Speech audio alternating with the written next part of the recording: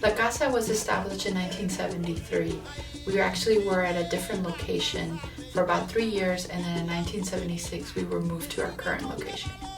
La Casa was established because if you think about it, it was 1973 when it was brought to campus, and during that time it's the civil rights movement. And so there was a movement happening across the country, not only to develop ethnic studies courses where folks could learn about Latinos or African Americans, Native Americans, but they also wanted to create spaces for support, spaces that students felt safe and they could interact with others like themselves. There are 3 goals to La Casa that's part of our mission.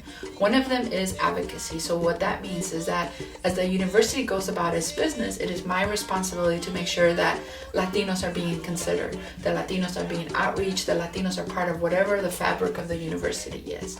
Advocacy also means on the societal level, but it also means on the individual level. So if a student finds themselves in a bad situation or some kind of situation where they need somebody to help them through the system, advocate for them, that's what we do here. So advocacy is a big one. The second one that actually is the biggest part of what we do is educational, and that's where you see our programming happening. That's where you see where I go and speak to classes about Latinos and whatever topic. We have work with students who want to do papers or projects related to Latinos. So education on various levels is part of it. And then the third part is the center itself.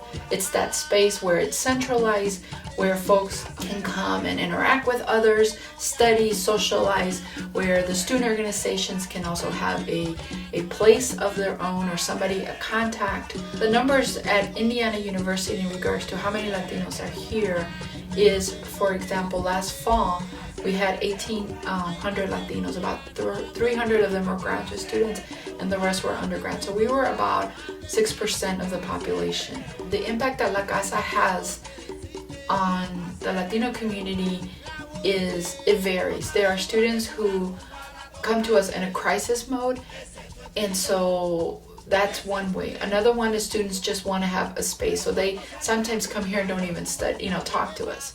I think the goals that we have for the future is probably going to be the same that's been for the last 40 years. My experience in 20 years of working in La Casa have not changed too much, in the sense that we're still working with predominantly first-generation college students who don't know, or the families know anything about the college process. So when we're looking at recruitment, we're still doing similar things. And my day is never boring. Every day is very different. So I think I have probably one of the best jobs.